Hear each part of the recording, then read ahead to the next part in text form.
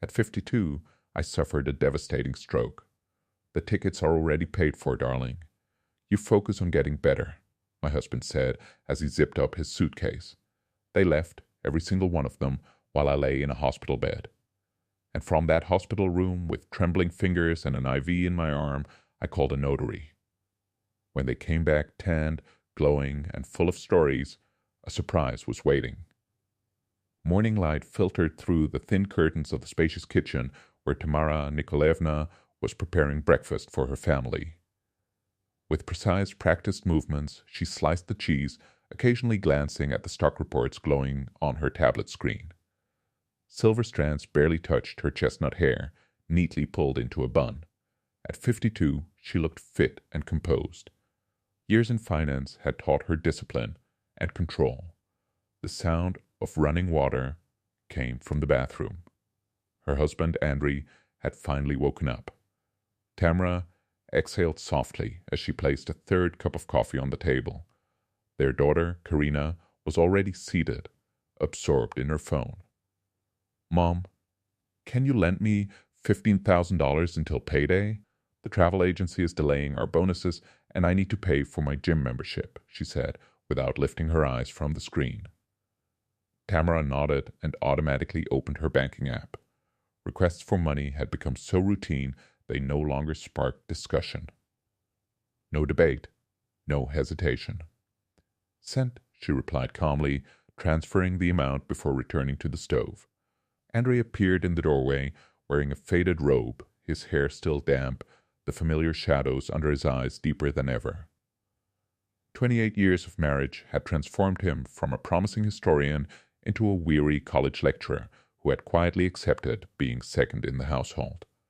Morning, he muttered, taking his seat. "Tamara, don't forget, Thursday I need to cover my sister at our niece's parent meeting. I won't be able to pick you up. I have a client meeting at 6. Again, Tamara said evenly as she set the plates down. Andrei sighed, but fell silent under her steady gaze. "I'll take the bus." Karina finally looked up. "By the way, Mom, have you reconsidered helping me with the down payment on a new car? Mine's basically falling apart." "We talked about this," Tamara replied, her tone calm but edged with steel. "I paid for your trip to Turkey just a month ago. Mom, you know appearances matter in my agency. The car is part of the image. How am I supposed to drive clients around in that wreck?" Tamara studied her daughter silently. Karina reminded her so much of herself at that age, determined, ambitious. Only the direction was different, not toward building something lasting, but toward enjoying life while someone else carried the weight. "I'll think about it," Tamara said, at last, even though she already knew the answer. She always said yes. The front door slammed, and Nikita, the youngest, burst into the kitchen. At 25, he had already changed jobs 3 times after earning his law degree. Now he worked as an assistant in a small firm, dreaming of a breakthrough case. "Morning, everyone," he said cheerfully, kissing his mother on the cheek. "Mom, you're amazing. Thanks for the transfer. I picked up my documents from the old office. I start the new job tomorrow." "Again, Nikita?" Tamara asked quietly. "We agreed you'd stay at least 6 months. There was no future there." "This place has real legal practice, maybe even partnership down the line," he said quickly, passionately defending yet another impulsive decision. Tamara checked the time. "I have to go. I'll be late tonight." "Meeting with senior management." She finished her coffee, gathered her documents into a leather briefcase, straightened her tailored suit, and headed for the door. "Andrei, start the washing machine and take the meat out of the freezer. Karina, water the flowers. Nikita, take out the trash." The usual morning instructions, the usual nods. She already knew half of it wouldn't be done, and that she would handle it herself later. The day at the oil company, where Tamara worked as a lead financial analyst, was filled with meetings and non-stop calls. After lunch, the school principal called about her nephew's behavior. Tamara promised to speak to her sister. Then there was Nikita's loan. The bank had sent a notice about an overdue payment. She handled that too. That evening, standing in a crowded subway car, Tamara scrolled through photos of tropical resorts. The idea had taken root a week earlier when she saw an advertisement for the Maldives: turquoise water, white sand, villas suspended over the ocean. The last time the whole family vacationed together was 3 years ago, and that had been in Sochi, because Andrei was afraid to fly. I should do something special for them, Tamara thought, gazing at images of paradise. Nikita will settle down, Karina will grow up, and Andrei and I, maybe there, will remember that once we loved each other. When she got home, the apartment was empty. A note sat on the table in Andrei's handwriting: went to a class reunion. Back late, the meat was still frozen solid. The flowers stood dry, their leaves curling at the edges. No one had taken out the trash. Tamara moved through the apartment like a machine, finishing the chores without a word, reheating a bowl of soup for dinner, and then opening her laptop. The glow of the screen lit her tired face as midnight crept closer. She built a detailed financial plan for the next 6 months. If they tightened their belts, if she took on extra projects, if they postponed the bathroom renovation, then by May they could afford the Maldives. All it would cost was 4 months without a single day off. That was how her long stretch of relentless days began. Up at 5 a.m. to handle the house before work. Home again at 9 p.m., carrying even more assignments. Weekends spent hunched over her laptop. The only interruptions were brief phone calls. Mom, where do we keep the winter clothes? Tamara, I can't find any clean shirts. Mom, can you send me another 5,000 for a ride? By February, Tamara had chosen the exact hotel and dates. She booked the largest overwater villa, 2 bedrooms, a private pool, endless views of turquoise water. She paid for the flights, insurance, transfers, every detail arranged in secret. She imagined their faces when she would tell them. The surprise, the joy, the gratitude. In early March, when everything was confirmed and paid for, she called a family meeting. I have a surprise for you, she said, watching their puzzled expressions. In May, we're all flying to the Maldives. 2 weeks. The reaction exceeded every dream she'd allowed herself. Karina shrieked and threw her arms around her mother. Nikita stared in disbelief before frantically searching the resort online. Even Andrei broke into a wide smile and awkwardly hugged Tamara. That's incredible, he murmured. Are you sure we can afford it? I calculated everything, Tamara replied, savoring the rare feeling of unity around the table. The next 2 months flew by in a whirlwind of preparation. Karina bought swimsuits and beach outfits, consulting her mother about every detail. Nikita enthusiastically researched diving tours and island excursions. Andrei, pushing past his fear of flying, read reviews and watched videos about tropical islands. And Tamara worked. The new project turned out to be far more demanding than she had expected. Management pressed for results. Clients changed conditions overnight, late meetings, constant stress, sleepless nights, but she held on. Soon they would all be together, she told herself, standing on the shore of a brilliant ocean. It would be worth it. A week before departure, Karina approached her with an unexpected request. Mom, can I bring Artyom? The guy I'm dating? He can buy his own ticket. He'd just need a spot in our villa. Tamara forced herself to stay calm. Karina, this is a family vacation, and the villa is for 4 people, but we've been together 6 months. He's practically family. Karina pouted the way she had since childhood whenever she wanted something badly. No, Tamara said firmly. And that's final. The door slammed. At dinner, Karina refused to speak. Andrei, as usual, avoided stepping into conflict. Nikita was too busy comparing excursion packages to notice the tension thickening the air. 3 days before the flight, on a Wednesday morning, Tamara woke with a heavy sensation that her head was filled with lead. Nausea rose in her throat. A strange tingling crept along her right arm. Overwork, she told herself. It will pass. She forced herself out of bed, careful not to wake Andrei. In the bathroom, she splashed cold water on her face and studied her reflection. Pale skin, dark circles, new lines that hadn't been there a month ago. It's okay. I'll rest in the Maldives, she whispered, reaching for pain relievers. Just 3 more days. But life had other plans. That May morning, she decided to prepare a special breakfast. With only 3 days left before departure, she wanted the house to feel festive, full of anticipation. The night had been rough. The headache refused to leave, but she blamed exhaustion. Olivier's salad for Andre, pancakes for Karina, bacon and eggs for Nikita. Something for everyone. She carefully chopped vegetables when the knife suddenly slipped from her fingers. Her right hand had gone numb. A strange sensation spread down her arm, then into her leg. The kitchen seemed to tilt. The air thickened. Tamara tried to steady herself against the counter, but her body would not obey. Andre, she called softly. The word came out distorted, unfamiliar, as if someone else had spoken it. She tried to take a step toward the doorway and collapsed, knocking over a chair. As she fell, she hit the dish rack. The crash shattered the quiet of the morning. Andre jolted awake. "What, Tamara?" He rushed into the kitchen in his unbuttoned pajamas and froze at the sight of his wife on the floor. "Oh God, what's wrong?" Tamara wanted to answer, but her tongue felt swollen and heavy. She could only look at him, pouring fear and pain into her eyes, hoping he would understand. "We need an ambulance. We need an ambulance." Andre fumbled for his phone, bumping into furniture. "Don't move. It's going to be okay. Just don't move." From Karina's room came a sleepy voice. "What's going on?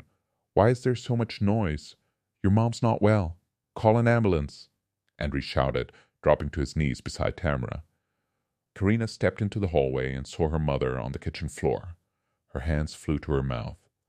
"Mom, what's happening to her?" "I don't know," Andre said, his voice shaking now. "Just call. Hurry." The next few minutes blurred together for Tamara, dissolving into a hazy, broken picture.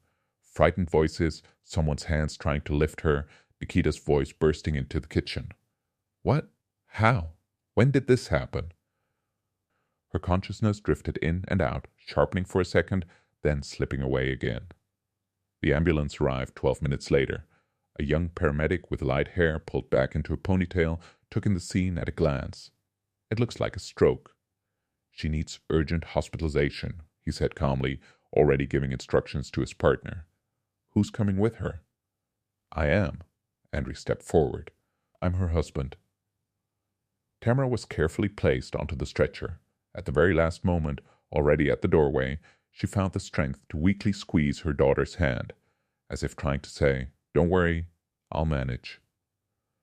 At the hospital, everything happened fast. The on-call neurologist, a heavy-set woman with short hair, examined Tamara without delay. Clear signs of an ischemic stroke. Take her for a CT scan and then straight to intensive care.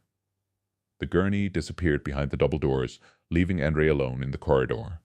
He sank onto a plastic chair, covering his face with his hands. His phone vibrated non-stop in his pocket. Karina and Nikita were demanding updates. 2 hours later, a doctor came out. "Are you Tamara Nikolaevna's husband?" "Yes," Andre jumped up. "How is she?" "An ischemic stroke in the area of the middle cerebral artery. The condition is serious, but stable. We administered clot-dissolving medication and performed the initial procedures. She's in intensive care now. The next 24 hours will be critical. She'll survive?" Andre's voice trembled. "The prognosis is cautiously optimistic. It's very good that she was brought in so quickly. But the recovery will be long and difficult. Weakness on the right side, speech impairment." The doctor kept talking, but Andre felt the ground slipping away beneath his feet. "You can visit her tomorrow if her condition remains stable." Andre returned home late in the evening, drained by hospital waiting rooms and endless paperwork. Karina and Nikita met him in the hallway. "Well, what did they say?" Karina was pale, her eyes red from crying. "A stroke," Andre replied tiredly, taking off his coat. "A severe one. She's in intensive care. My God," Karina whispered. "And now what?" Nikita asked. "When will she be discharged?" "I don't know, son." Andre went into the kitchen and mechanically turned on the kettle. The doctor said, that even if everything goes well, recovery will take months.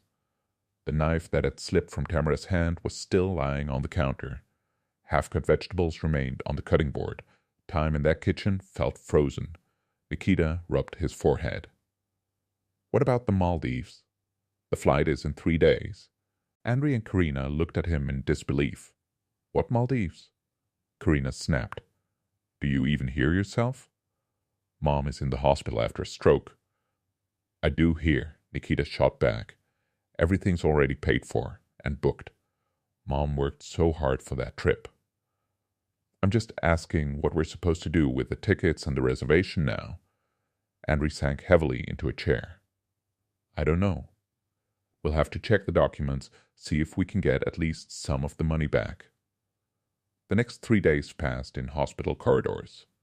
Tamara was moved out of intensive care into a regular ward, but a long road to recovery still lay ahead. The right side of her body barely responded, her speech was slow and difficult, but her mind was clear, which, as the doctor said, was a good sign. On the 4th day, Andrei, Karina, and Nikita entered her hospital room together. Tamara propped herself up on the pillows when she saw them. Pale, gaunt, with a distant look in her eyes, she seemed like only a shadow of the strong, energetic woman she used to be. Hi, she said quietly, forcing the word out with visible effort. How are you feeling? Andrei sat down on the edge of the bed. Instead of flowers or fruit, he was holding a leather folder filled with documents. The doctors say, rehabilitation will take at least 6 months, Tamara replied slowly, struggling with each word. An awkward silence hung in the air. Karina nervously twisted the strap of her purse, the one she had once given her mother for her birthday. Mom, we were thinking, she finally said. About the trip to the Maldives? Yes, it will have to be postponed, Tamara answered with effort. Well, actually, Andrew cleared his throat, avoiding his wife's eyes. Tamara, we spoke with the travel agency. Postponing or canceling would cost almost the full amount. Basically, the money would be lost. A chill ran down Tamara's spine. What are you suggesting? Each word took all her strength, but she needed to understand where this was going. The trip is already paid for, dear. You focus on getting better. Andrew tried to smile, but he came out guilty and strained. The kids and I will go as planned. You need rest and treatment anyway. And it would be silly to lose that kind of money. Tamara looked at them and couldn't believe what she was hearing. She was lying there, partially paralyzed after a stroke, and they were planning to fly off to a resort she had paid for with her own savings. And who will stay with me? Was all she managed to ask. We've arranged it with a neighbor, Aunt Clava, Nikita replied quickly. She'll come by every day. And here there are nurses, doctors. You're in good hands, Mom. Andrew placed the folder on the bedside table. Here's a power of attorney to manage your accounts. We'll need some money for expenses, souvenirs, excursions. You know how expensive everything is in the Maldives. Tamara stared silently at the ceiling, feeling a traitorous tear slide down her cheek. Her whole life had been for them, saving for emergencies, denying herself little comforts, and now this was her gratitude. Sign here? Andrew held out a pen. Her hand trembled, weak and unsteady, but Tamara found the strength to take it. Of course, she whispered, her signature shaky across the document. What else could she do? Start a scandal in her condition? Stop them from leaving? They would go anyway, and she had no energy left to resist. As they departed, chattering about which swimsuits they'd pack, Tamara stared out the window at the blooming lilac in the hospital courtyard. Inside the room it was quiet, except for the soft beeps of medical devices. Outside, leaves rustled gently, laughter floated in from the playground. Life went on, but for Tamara it felt frozen in this sterile room, scented with antiseptic and sorrow. In the evening, Aunt Clava arrived, a warm-hearted woman in her 70s, carrying a bag full of homemade buns. Tamaroka, my dear, she cooed upon seeing her neighbor. What on earth happened to you? As soon as I heard, I came straight to you. Andrew was running around, said they had to leave urgently, asked me to watch over you. Urgently leave? Tamara smiled bitterly to herself. How neatly they had explained everything to the old woman. Thank you, Klavdia Petrovna, she managed to whisper. Oh, don't worry about it. Neighbors help each other, and Klava waved her hand as she settled into a chair. I brought some homemade buns and a little jar of compote. Hospital food, you know how it is. The elderly woman rambled on, sharing the latest gossip from the neighborhood, tales of her many grandchildren, and bits of her own life. Tamara listened half-heartedly, the cold emptiness that had settled in after the conversation with her family refusing to lift. The next day, Nurse Elena Petrovna entered the room, a woman Tamara's age, with kind but tired eyes. How are you feeling today, Tamara Nikolaevna? She asked, checking the IV line. Tamara wanted to answer normally, but suddenly, unexpectedly, she began to cry. Tears streamed down her cheeks, unstoppable. What's wrong? The nurse asked, alarmed, sitting beside her. Tamara, pausing to catch her breath between sobs, told her everything. The trip she had planned for the family, the betrayal of her husband and children, flying off to the Maldives while she lay immobilized in a hospital bed, and now the power of attorney. I didn't even look at what I signed, she admitted, voice cracking. Elena Petrovna frowned, picked up the folder from the table, and studied the document closely. Then she gasped. Tamara Nikolaevna, this is a general power of attorney over all your assets. Not just bank accounts, but property, securities, everything. They can control everything you own. Tamara felt the room tilt. How could they? After all her years of care, did they see only her wallet, her source of wealth? The betrayal pressed on her chest, making it hard to breathe. We need to handle this immediately, Elena Petrovna said firmly. Do you have someone trustworthy, a lawyer or notary you can rely on? Tamara thought for a moment, then remembered Viktor Sergeyevich, a notary she had worked with at the bank years ago. They had stayed in friendly contact, occasionally meeting at professional events. Summoning all her strength, she dictated his phone number to the nurse. Thank you, she whispered. I don't know what I'd do without you. Don't worry, Elena Petrovna said gently, stroking her hand. Get well. We'll take care of this. That evening, Klava returned, bringing pastries and gossip. They left for vacation to Morocco. I saw the taxi pull up, suitcases loaded. They're so happy, smiling. Andrew told me you blessed them so the tickets wouldn't go to waste. Such a good heart you have, thinking of your family even now. Tamara closed her eyes, hiding the pain reflected there. Bless them, she repeated silently. What a convenient phrase. Thanks for coming, she managed to whisper.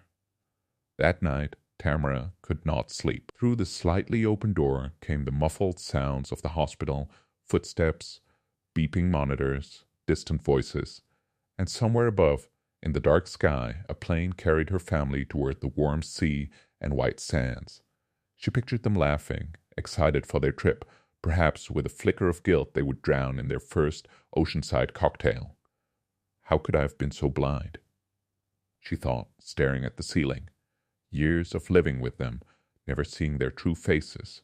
Years of giving everything, receiving nothing.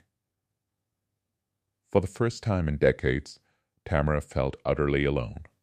And in that quiet hospital room, under the pale light from the street lamp outside, a decision formed.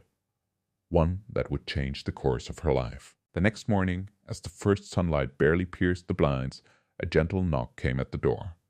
Tamara turned her head with effort. Viktor Sergeyevich stood there, a tall, fit man around 60, his temples streaked with neat silver. In his hands, a leather briefcase and a small bouquet of white chrysanthemums. Good morning, Tamara Nikolaevna, he said, pausing at the threshold. May I come in? Viktor Sergeyevich. Tamara tried to smile, but it came out as a faint, uneven grimace. Thank you for coming. The notary stepped closer, placed the flowers into a glass pitcher of water, and sat down beside her bed. His attentive gaze swept across the hospital room, quietly noting the absence of any other bouquets, any sign that family had visited. Your nurse called me, he said in a calm, steady voice. She explained the situation. He didn't sound overly sympathetic, and Tamara appreciated that more than she could say. Pity would have been unbearable right now. I brought the documents. Where is the power of attorney you mentioned? Tamara nodded weakly toward the bedside table. Viktor Sergeyevich retrieved the folder, examined the papers carefully, and slowly shook his head. This is a general power of attorney with extended authority. The right to manage all your movable and immovable property, bank accounts, securities. He frowned. Who prepared this document? And my husband, Tamara managed with effort. I suspected as much, the notary replied evenly. There are serious issues here. First, it is not notarized, which already calls its legal validity into question. Second, it lacks proper specification of powers, which is mandatory for this type of document. He opened his briefcase and spread official forms across the rolling hospital table. We will immediately prepare a revocation of this power of attorney. Then we'll send formal notifications to your banks to freeze all transactions on your accounts until the circumstances are clarified. At that moment, Elena Petrovna appeared in the doorway with a tray of tea and a small plate of cookies. I thought you might need some reinforcement, she said with a warm smile, setting the tray down. We're beginning the restoration of justice, Viktor Sergeyevich replied with a grateful nod. Tamara Nikolaevna, I need specific details. Which banks should receive notifications? Do you have any safe deposit boxes? Any real estate besides your primary residence? For the next hour, Tamara fought through her impaired speech, answering slowly and carefully. When long names or strings of numbers became too difficult, Elena Petrovna gently helped. Viktor Sergeyevich methodically filled out the paperwork, clarifying details when necessary.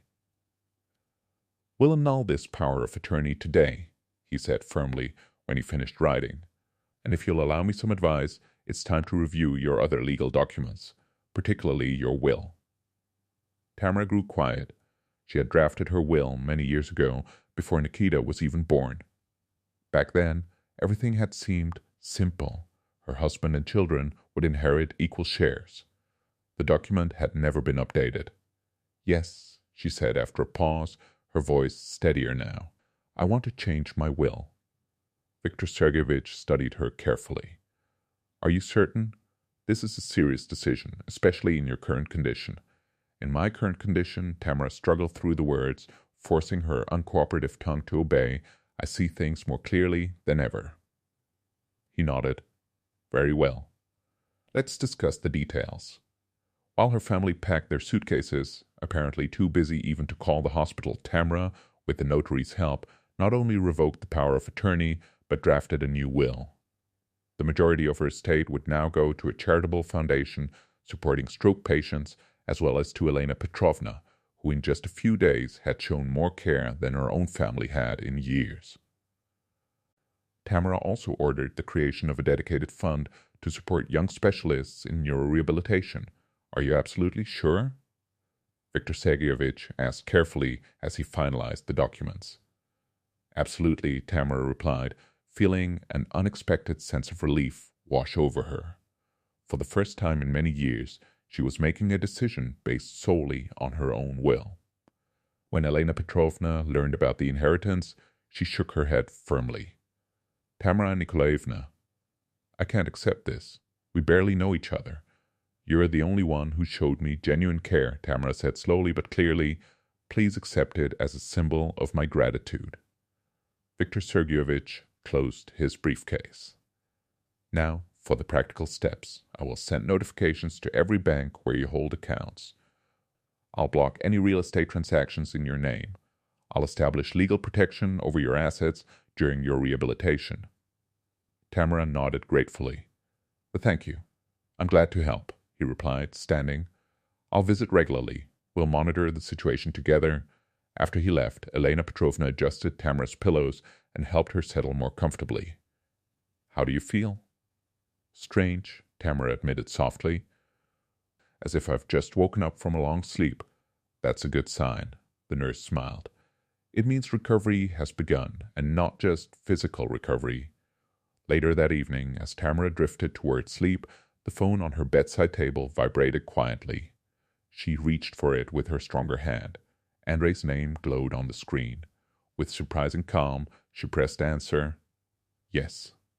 Tamara, it's me. His voice sounded tight, anxious. We're at the airport. There's a problem with the payment. The card isn't working for some reason. Tamara said nothing, listening to his uneven breathing on the other end. Can you hear me? He asked, after a pause. We need to pay the baggage fee and the unlimited internet at the hotel, and the card says it was declined. No, unfortunately, Tamara replied calmly, surprised by how steady and clear her voice sounded. The power of attorney has been revoked. And I've reconsidered our financial arrangements altogether. What do you mean reconsidered? Panic crept into Andre's voice. We're already at the airport. We need money. You have your own cards. Your own savings, Tamara said, still amazed at her own composure. Enjoy your vacation at your own expense. Tamara, you're not thinking straight, Andre shouted. This is the stroke talking. You need treatment. She ended the call before he could finish. The phone rang again immediately. Then again. Message notifications followed, first from Andre, then from Karina, then from Nikita. Tamara silenced the phone and placed it face down on the bedside table. For the first time in many years, she didn't rush to solve someone else's problems. She woke the next morning to raised voices in the hallway. From the sound of it, Andrew was trying to force his way into the room, but the nurse on duty was blocking him. You don't understand. She's my wife. His irritated voice carried through the door. She's not well. She's making irrational decisions. Visiting hours are from 4 p.m. to 7 p.m. Exactly, the nurse replied evenly. And according to our records, the patient's condition is stable, with positive progress. But we're supposed to fly out. I need to talk to her. Please come back during visiting hours. Footsteps retreated. Silence followed. Tamara closed her eyes, feeling the tension of the past few days finally begin to loosen its grip. She didn't know whether they eventually flew out or not, and for the first time she truly didn't care. Around noon, Elena Petrovna appeared. You have a visitor, she said. May I let him in?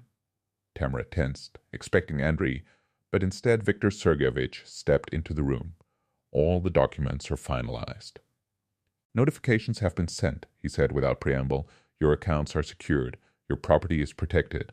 You can now focus on your recovery. Thank you, Tamara said sincerely. What about my family? According to my information, they did fly out after all, the notary replied. Your husband had to use his own credit card to cover additional expenses. Tamara nodded. Strangely, the news brought no pain, only relief. The decision had been made. Now she could move forward. I also spoke with a rehabilitation specialist I know, Viktor Sergeyevich continued. He's ready to take on your recovery program. An excellent professional. Worked in Switzerland. I'm not sure I can afford that now, Tamara said slowly, thinking of the frozen accounts. Don't worry, the notary smiled. You have sufficient funds in a separate account that wasn't included in the power of attorney. And your insurance covers a significant portion of the rehabilitation. Over the next 2 weeks, Tamara devoted herself entirely to recovery. With the same determination she had once poured into building her career, she now fought to regain movement and speech. Elena Petrovna helped her with exercises, brought books on neuroplasticity, and supported her on days when Tamara felt close to giving up. The rehabilitation specialist Viktor Sergeyevich had recommended, Alexei Igorovich, turned out to be demanding but highly effective. Listen, Tamara Nikolaevna, he said one day, guiding her through a difficult exercise for her right hand. The brain has an incredible ability to recover, but it needs 2 things, consistent practice and a positive mindset. I can provide the first. The second depends only on you. And Tamara tried. Every day she completed every prescribed exercise, forcing unresponsive muscles to obey. With a speech therapist, she trained her speech, carefully pronouncing difficult phrases. In the evenings, she read aloud, recording herself to track her progress. Viktor Sergeyevich visited regularly, helping her navigate legal matters. They transferred all accounts to a different bank, changed passwords and access rights, and prepared documents for the division of property. "Are you sure about the divorce?" he asked one day while filling out another form. "Perhaps it would be better to wait until you've fully recovered." "No," Tamara said firmly. There was no trace of her former uncertainty in her voice. "Right now, when I'm physically weak, I need legal protection more than ever." The notary nodded in understanding. A sensible decision. There was no news from her family. Tamara's phone remained silent. No calls, no messages. Sometimes she looked at photos of the resort in the Maldives, imagining them sunbathing, swimming, enjoying life. Strangely, the thought didn't bring bitterness, only a calm determination to walk her own path. Aunt Clava continued to visit, bringing homemade pastries and neighborhood news. "Andre called me yesterday," she said during one visit. "Asked me to tell you they're doing well. Said the weather's wonderful, they're having a great time. Asked about your health, too, and about the cards." "Did he?" Tamara asked with mild irony. Aunt Clava looked embarrassed. "Mentioned something about a misunderstanding with the bank. I told him I don't understand these things." Tamara nodded. "Thank you, Claudia Petrovna." After her neighbor left, Tamara sat by the window for a long time, watching life move on in the hospital courtyard below. Young mothers strolled by with strollers, elderly patients sat quietly on benches, and doctors hurried through the corridors, each lost in their own world. Life unfolded around her in ways Tamara hadn't noticed before, every movement, every detail suddenly carrying weight and meaning. The day before her family returned from the Maldives, Tamara was transferred from the hospital to a rehabilitation center. Her new room was bright and spacious, a large window opening onto a park that stretched beyond her view. Viktor Sergeyevich personally oversaw her move, ensuring every document was in order. "You'll be comfortable here," he said, helping her settle in. "And most importantly, you'll receive professional rehabilitation treatment." Tamara looked at him with gratitude. "I don't know how to thank you enough for all you've done." "You already have," the notary replied with a warm smile, his persistence and willpower shining through. "Tamara Nikolaevna, I've seen many people face crises. Most break under the pressure. You're one of the rare ones who grows stronger." That evening, her Aunt Clava called, her voice a mix of worry and frustration. "Tamarochka, I don't know what to think. Your family came back from vacation and they can't get into the apartment. The locks have been changed." "Andre called too," Tamara said calmly. "He asked if I knew what was happening. I told him I had no idea since I've been in the hospital. It's fine, Claudia Petrovna," she continued. "It's exactly how it should be. But what about them? Where would they live?" Tamara reminded herself that Karina had her own apartment, and so did Nikita. Andre could move in with the kids. "Oh, Tamarotka," Aunt Clava's voice faltered, clearly confused. "What on earth happened?" "Just life," Tamara said simply. "Sometimes it gives lessons we don't expect." An hour later, her phone erupted with a sharp, urgent ring. It was Andre. Tamara stared at the screen, hesitation pulling at her. After a long pause, she pressed the answer button. "Hello, what's going on?" Her husband's outraged voice cut through the quiet of the room. "They won't let us into the house." "It's no longer your home," she said calmly. "I filed for divorce." "You can move in with the kids, they have their own place, bought with my money, by the way.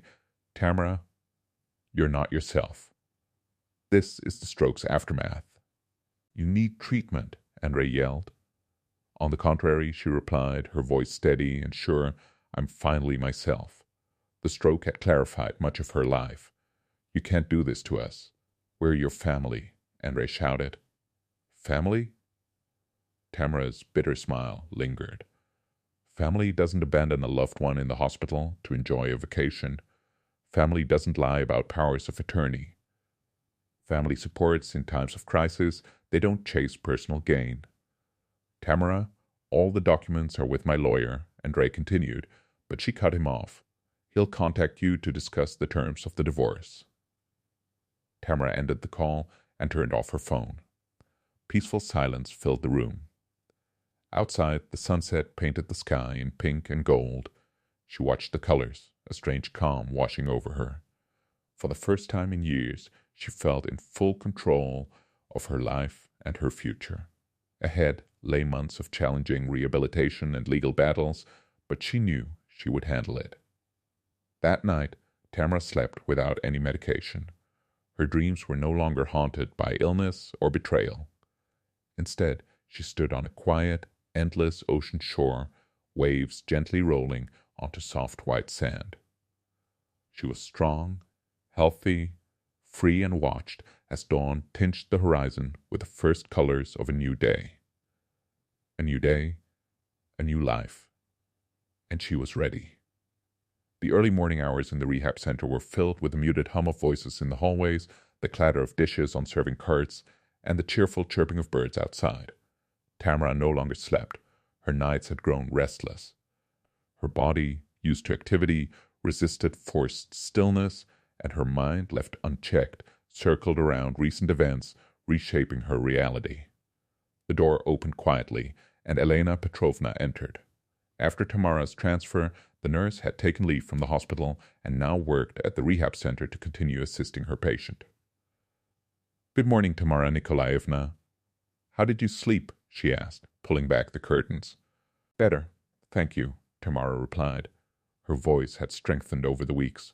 Words no longer required such effort, though she still stumbled occasionally over complex consonants.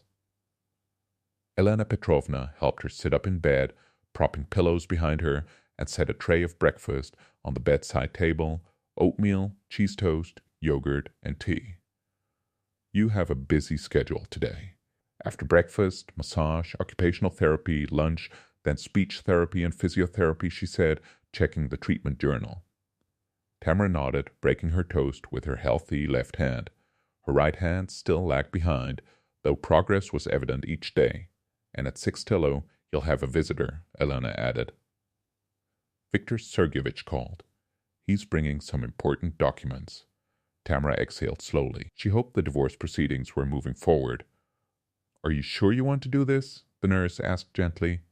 After nearly 30 years together, 28, Tamara corrected herself, her voice calm but firm. "Yes, I'm sure. More certain than ever." Illness had clarified so much, as if a veil had lifted from her eyes.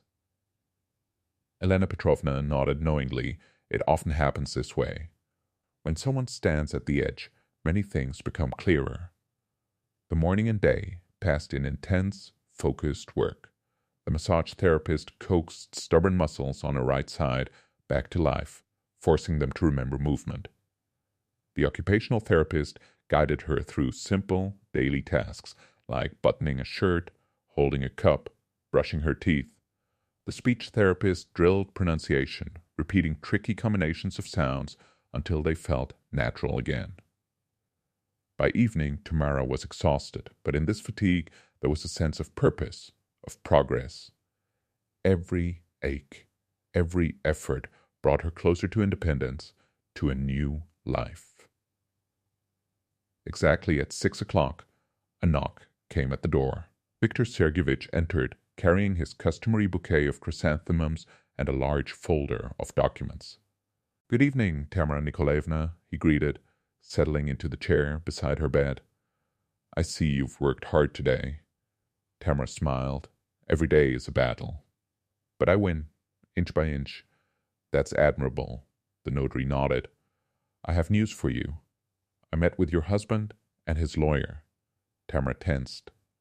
"And, as expected, they're challenging your legal capacity at the time you revoked the power of attorney and changed your will," Viktor Sergeyevich said calmly, almost like reading a weather report. "They claim the stroke affected your ability to make decisions." A bitter smile touched Tamara's lips. "Convenient position." "They don't stand a chance," the notary continued confidently. "I engaged an independent medical expert who confirmed your competence at the time of signing the documents. We also have testimony from your treating physician confirming your clarity of mind from the very first days after the stroke." He pulled several sheets from the folder. "Here is the preliminary property settlement agreement. I prepared it to be as fair as possible, without unnecessary concessions. Tamara took the papers, studying them carefully. According to the agreement, the apartment she shared with Andre belonged to her, purchased entirely with her personal funds. The country house would be split evenly. Bank accounts, stocks, and other financial assets would also be divided according to the source of their acquisition. The lion's share remained with Tamara. Andre agreed? She asked, surprised. Not entirely. Viktor Sergeyevich allowed himself a small smile. He insists on an equal division of all property, including your apartment. But the law is on our side. Plus, we have documentation proving the real estate was purchased solely with your funds. Tamara exhaled. She hadn't expected the battle to go this far. Unfortunately, divorce often brings out the worst in people, the notary said philosophically. But don't worry, I've got everything under control. He pulled another document. I also prepared a letter for your employer, an official notice about your condition and recovery plan. It will protect your position at the company during rehabilitation. Tamara nodded gratefully. Thank you, Viktor Sergeyevich. I don't know what I'd do without you. Just doing my job, he said humbly. By the way, your children tried to contact me several times, and what did they want? Mostly to express frustration about the changed locks in the apartment and frozen accounts. Your daughter was especially active. From what I understand, she's having trouble with mortgage payments. Tamara shook her head sadly. They had always expected Mom to solve all problems. Cover, pay, protect. Well, perhaps this experience will be useful to them, Viktor Sergeyevich said. Independence is never wasted. After the notary left, Tamara sat by the window for a long time, watching the spring twilight deepen. Street lamps flickered on in the park, and the last visitors hurried home along the paths. Somewhere out there, her family was adjusting to a new reality, without access to her money, without the ability to shift their burdens onto her shoulders. Strangely, Tamara felt no triumph, only a quiet sadness for what might have been had relationships been different. The following weeks blurred together in an unbroken cycle of rehabilitation procedures, exercises, and training. Each morning began with stretching, joint exercises, and massage. Then came sessions with the physical therapist, hydrotherapy in the pool, fine motor skill exercises. After lunch, she worked with the speech therapist, psychologist, and sometimes had acupuncture to stimulate nerve endings. Tamara allowed no self-pity or weakness. Every movement, every procedure was performed with fanatical precision, as if not only her physical freedom, but her inner peace depended on it. Gradually, her body responded. At first, the fingers of her right hand twitched faintly. Then she could hold a spoon on her own, and later take a few steps without support. Your results are remarkable, Tamara Nikolaevna, her rehab doctor said, scanning her progress chart, his voice filled with awe. Usually, after a stroke like hers, recovery is painfully slow. I'm highly motivated, doctor, she said with a determined smile. I'm building a new life from scratch. In the evenings, after the day's therapies ended, Tamara often stayed to talk with Elena Petrovna. Their relationship had long outgrown the formal nurse-patient routine. They had become true friends. Two women of the same age, with a similar outlook on life, they understood each other without needing words. Do you know what I've been thinking about more and more? Tamara asked one evening, watching the sun dip below the horizon, about how many people go through trials like this completely alone. No support, no guidance, no resources for proper rehab. Elena Petrovna nodded. I see it every day. It's hardest for the elderly. Children are far away, money for private centers is scarce, and recovery options are limited. Tamara gazed thoughtfully ahead. But maybe something could be done. A support system, a community network, informational resources. You've got an idea brewing? Elena Petrovna smiled, accustomed now to their informal you in conversation. Just the outlines, Tamara admitted, her lips curling in a faint grin. But I think I'm starting to understand what I want to do when I leave here. After 2 months of intensive rehab, Tamara could move almost independently, leaning lightly on a cane. Her right hand was still weaker than her left, but fine motor skills were returning. Her speech was nearly normal, though nerves sometimes made her stumble over words. Viktor Sergeyevich, who had been visiting constantly, brought news. The court has approved your property settlement. Your husband tried to challenge it, but it didn't work. The divorce is finalized. Tamara looked at the notary intently. Yes, you are officially free, he said, nodding. Your former family accepted the property division, though not without objections. And my apartment? She asked. Andrei Petrovich moved out, taking his belongings. The locks were changed, just as you requested. Tamara paused, thinking. You know, I don't want to go back there. Too many memories. Viktor Sergeyevich nodded with understanding. Sell it? She asked quietly. Yes, and get something entirely new, completely yours, with no past. That evening, Tamara shared her decision with Elena Petrovna. I'm thinking of moving closer to the rehab center, she explained. Maybe a small studio in a new neighborhood, bright, modern, accessible. Good idea, her friend encouraged. New space, new life. Tamara lowered her voice conspiratorially. I've got a plan. Remember how we talked about supporting people after a stroke? Elena Petrovna nodded. I want to start a support group.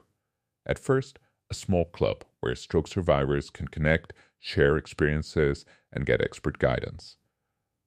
Later, maybe even a foundation to fund rehab for those who can't afford it. That's amazing, Elena Petrovna said, genuinely excited. But it will take a lot of time and energy. I have the time, Tamara said, with a confident smile. And the energy, I feel a surge of strength I haven't felt in years.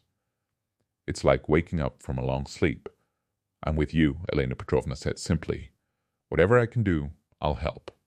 The next week, Viktor Sergeyevich found a buyer for Tamara's apartment. The price was right, the paperwork in order, and the deal could close soon. I've also found several options for a new place, he added, showing photos on his tablet. This studio seems perfect. Modern building, elevator, ramp, just 10 minutes from the rehab center. Tamara studied the pictures. Spacious studio, panoramic windows, bright finishes, modern furniture, nothing unnecessary, nothing that tied her to her past. I'll take it, she said firmly. Start the paperwork. A month later, Tamara was discharged from the rehab center. Viktor Sergeyevich came personally to take her to her new home. Elena Petrovna, on a rare day off, joined them. When she stepped into the bright open studio, Tamara felt tears prick her eyes. This was her space, entirely hers, created for her new life. No traces of the past, no memories demanding care or painful erasure. Welcome home, Viktor Sergeyevich said, handing her the keys with a warm smile. Tamara walked slowly through the apartment, touching the new furniture, gazing out the window, letting the reality sink in. This was her home now. Only the future lived here. There was no room for regrets or sorrowful memories. I don't even know how to thank you, she said, turning to her companions. You literally saved me. Well, not exactly, Elena Petrovna said with a gentle smile. You saved yourself. We just helped a little. That evening, after Viktor Sergeyevich left and Elena Petrovna stayed to help arrange the apartment, the doorbell rang. At the door stood Karina, pale and drawn, with a look of fierce determination etched on her face. Mom. We need to talk, she said instead of a greeting. Tamara, leaning on her cane, silently stepped aside and led her daughter into the apartment. How did you find me? She asked once they were seated in the living room. It wasn't easy. Karina nervously twisted the strap of her bag. Your lawyer refused to give me any information. I had to ask around at a real estate agency. Why did you come? Tamara asked, studying her daughter closely. Mom, this is madness, Karina spoke quickly, as if she had rehearsed every word. You sold our apartment, divorced Dad, and disappeared.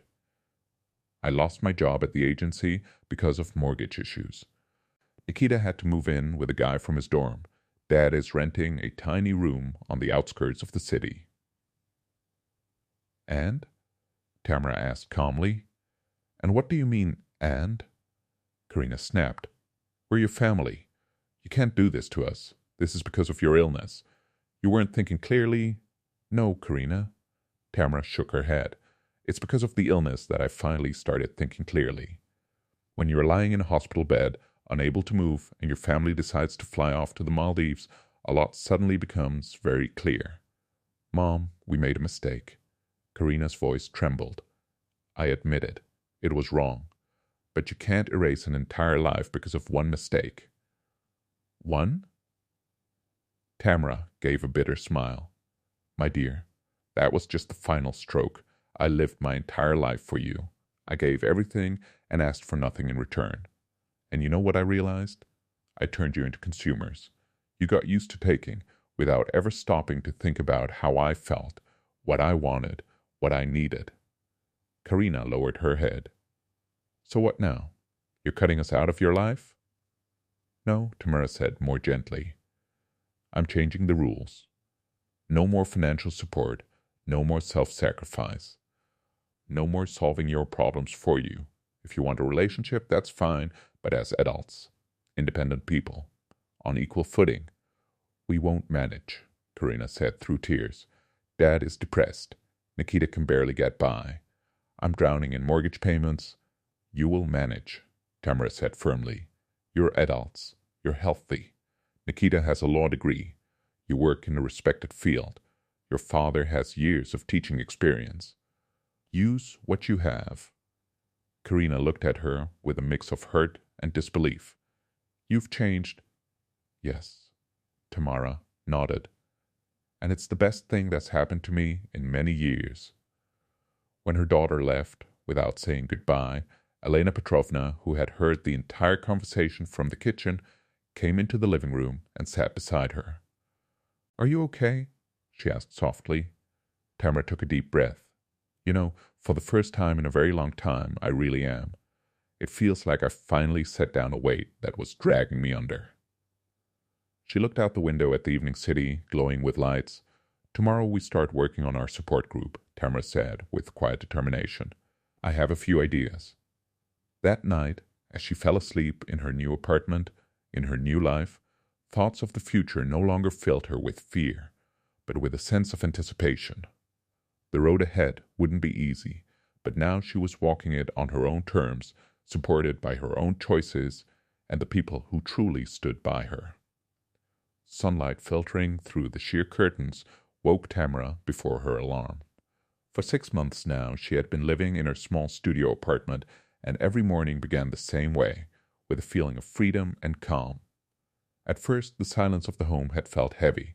No morning rush, no clatter of dishes in the kitchen, no sound of running water in the bathroom. But over time she learned to appreciate that quiet, no longer mistaking solitude for emptiness. Tamara slowly got out of bed. Her right leg still felt weak in the mornings, but it grew stronger with each passing day. She set her cane aside.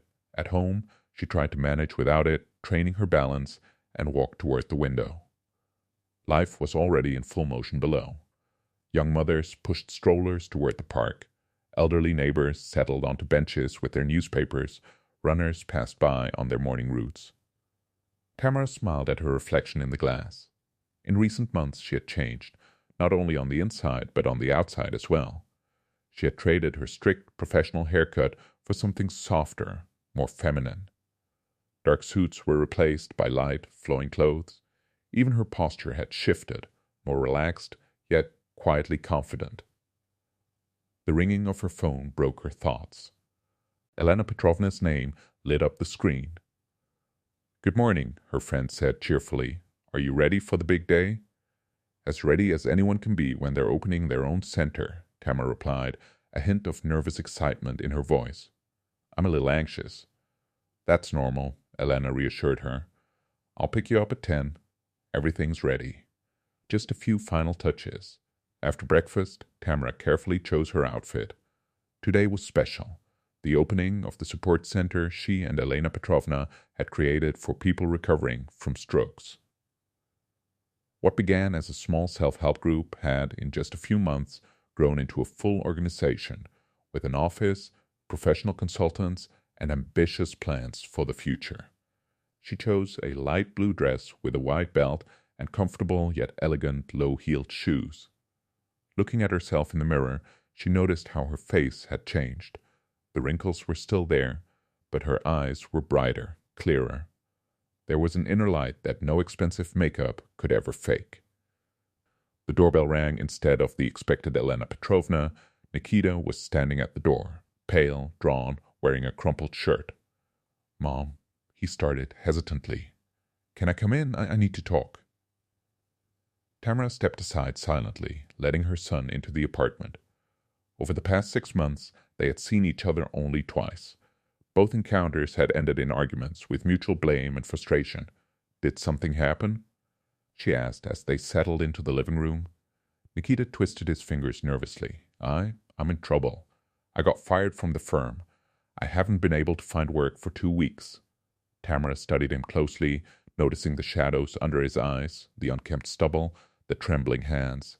"And what exactly do you want from me?" she asked directly. "I need your help, Mom." Nikita lowered his gaze. "I've got just enough money to pay for a room this month. After that, I don't know what I'll do."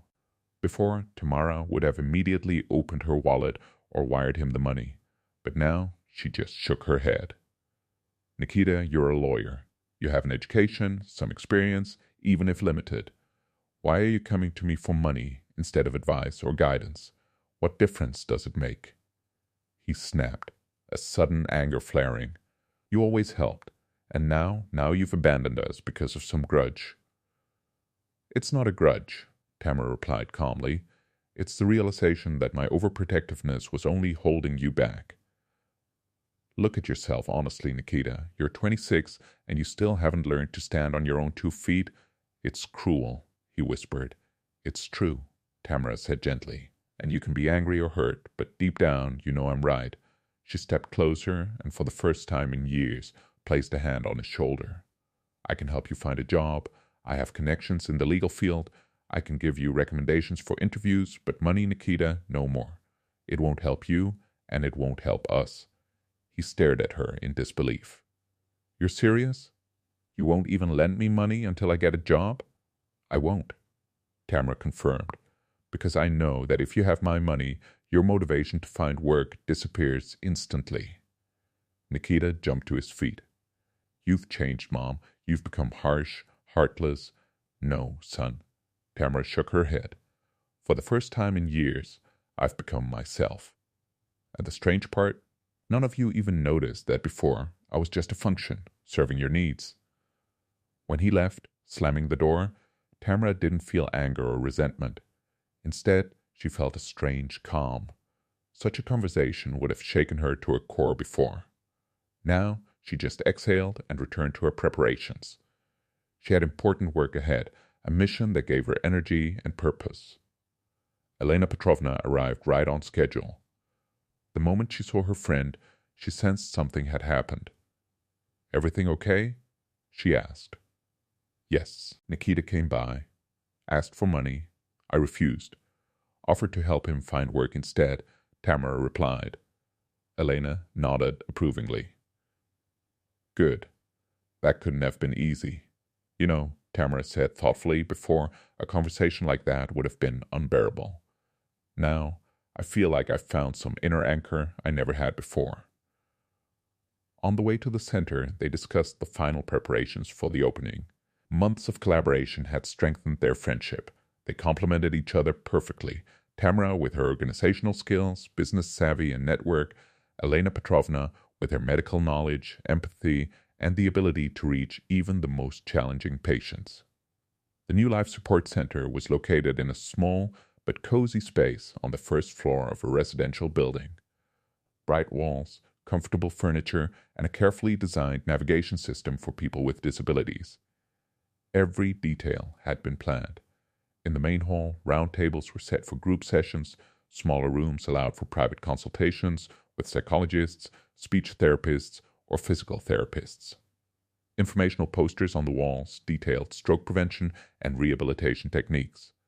As the opening time approached, the first visitors began arriving, stroke survivors and their relatives.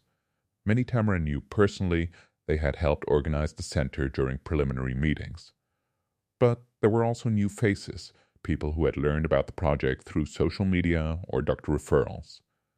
Tamara greeted each guest at the door, making a point to connect with everyone.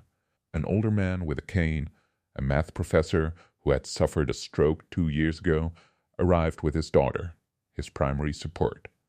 A young man in a wheelchair, a former athlete whose career had been cut short by a brain hemorrhage. An elderly couple, she supporting her husband, who moved with difficulty but refused to give up. In each of them, Tamara saw reflections of her own journey, the same despair, the same fear, the same determination to fight. And for each, she had words of support, not empty comfort, but honest guidance from someone who had walked the same path. When everyone had gathered, Tamara stepped onto a small platform. A wave of nervous energy surged through her.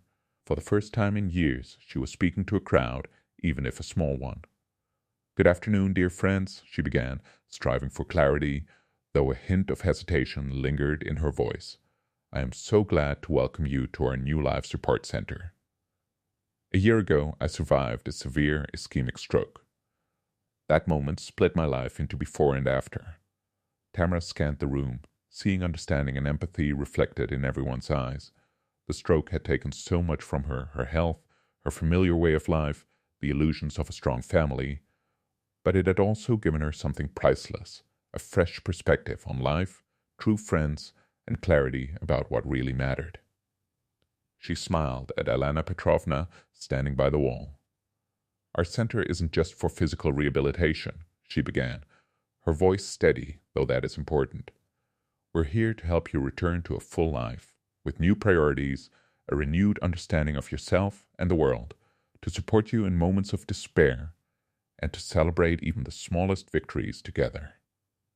The applause rolled through the room, touching Tamara deeply. For the first time, she felt genuine recognition, not for money, not for a title, but for what she had accomplished with her own hands, her own soul, and her own experience. After the formal part, casual conversations began. Tamara moved from group to group, answering questions, sharing her experience, listening carefully to the stories of others. Every exchange confirmed that she had chosen the right path. As evening approached and most guests had left, an unexpected figure appeared in the doorway. Andrei, her ex-husband. He hesitated at the threshold, uncertain whether to step inside. Spotting Tamara, he slowly approached. "Hi," he said quietly. "Can we?" Tamara nodded toward a small office off to the side of the main room. Once they were alone, Andrei stayed silent for a long moment, studying his ex-wife as if seeing her for the first time. "You look good," he finally said, "completely different." "Thank you," Tamara replied simply. "You've changed," he added. And it was true. Andrei had lost weight, his features sharpened, gray streaks now in his hair. But the most striking change was in his eyes. Gone was the familiar shadow of self-doubt, replaced with a new focus. "I heard about your center," he said after a pause. "Nikita told me you set up something for stroke patients." "Yes. We officially opened today," Tamara confirmed. "That's impressive," he said, carefully choosing his words. "You've always had a talent for creating something meaningful." Tamara waited silently, sensing that he hadn't come just to praise her new venture. "I wanted to apologize," Andrei finally managed. "For the Maldives, for how we acted. It was unforgivable." "Why now?" Tamara asked, calm but curious. "Almost a year has passed," Andrei sighed.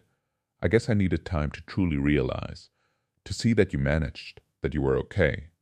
"So, if I hadn't managed, you wouldn't have come?" she asked with a trace of irony.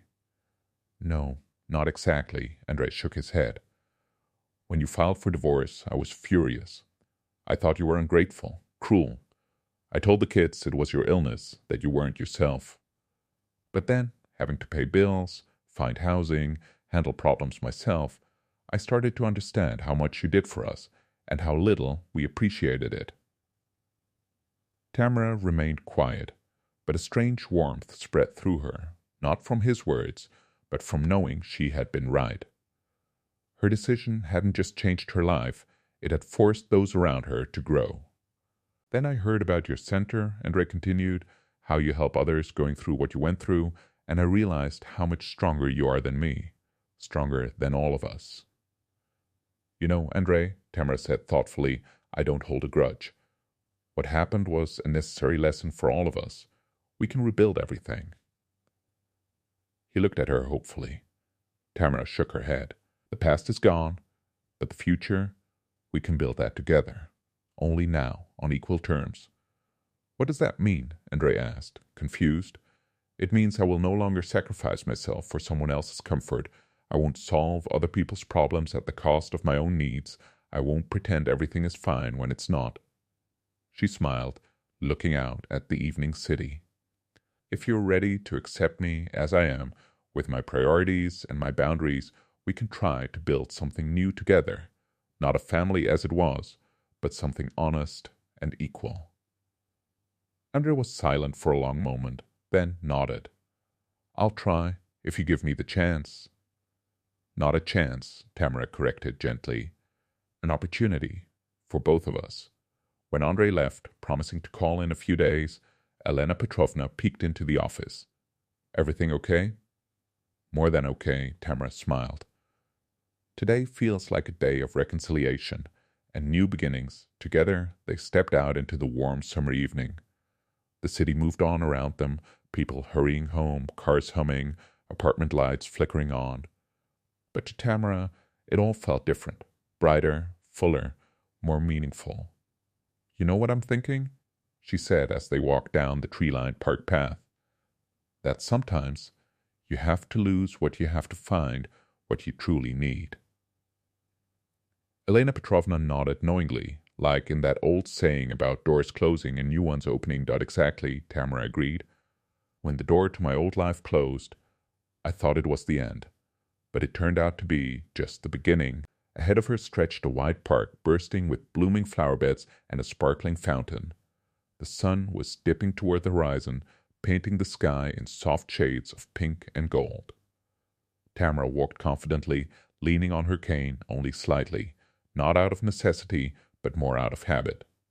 With every step, she felt this newly reclaimed life growing stronger, a life that now belonged entirely to her. That evening, sitting on the balcony of her new apartment with a cup of tea, Tamara reflected on life's strange ironies. She had lost her health, the family she once knew, yet gained something far more valuable: self-respect, a new purpose, and the understanding that life doesn't end at 52. Even after a stroke, it could be full, meaningful, and above all, truly hers. Helping other stroke survivors find their own strength, Tamara often said, sometimes you have to lose what you have to discover what you really need. She would smile as she saw the despair in their eyes fade, replaced by the same spark of determination that once saved her. What had seemed like a terrifying illness and the betrayal of those closest to her became, for Tamara Nikolaevna, not the end, but the start of a new, more conscious and authentic life. A life where there was room for pain and struggle, but also for joy, discovery, and deep true love, first and foremost for herself. Thank you for listening to this story. I hope it inspired you. Please share your thoughts in the comments, and if you enjoyed it, don't forget to subscribe to the channel.